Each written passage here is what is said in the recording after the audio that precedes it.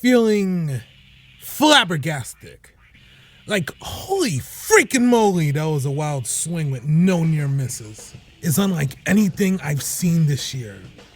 Like, not to get all hyperbolic and oversell something that probably wouldn't jive much with much of everyone, but it was a game changer. MCU Spider-Man is 10 years old, not counting that retcon from Iron Man 2, and it's still up and at 'em.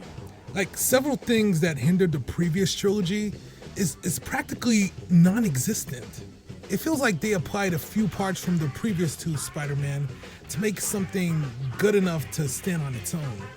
Destin Daniel Cretton knocked it out of the park with the third time, though the climax of Shang-Chi left much to be desired, and it's a kind of shame they recently canceled Wonder Man Season 2. Like, I'm not too familiar with his earlier stuff, and I was surprised that Brie Larson's Carol Danvers didn't appear since she's a freaking collaborator of Cretton. Anyway, his direction style is what needed to happen for Spidey, moving forward, such as the action and the emotion, especially with the hand prison fight.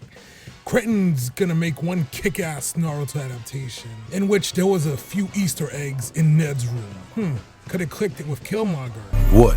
I like anime. And I'm learning a little bit about cinematography and lighting. It was a major step up from what Holland's notes after shooting The Odyssey. I mean, not to take away from what Watts accomplished, but there's something in that previous trilogy that should have stayed behind in the drafts. Anyway, seeing new and old faces and having a pre-established relationship with Spidey and the dynamic feels fresh. I'd like to know how they came to be and hopefully down the line. Like, this Peter Parker is pretty much more ballsy in his approach. Heck, I'd like to see him in that infamous scene in Homecoming where he tells off Stark and he'd be backed up with the Punisher and the other Peter Parker and Doc Ock, who I met 2 months ago.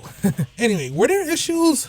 Oh yeah, like, it felt like some parts dragged on a bit too long or leading into areas that didn't pay off so well. And the lack of connections to address to the wider verse, especially when Doomsday is coming. Yeah, I know that. Anyway, if you have a few hours to kill, spend it with Spidey. I know I have, as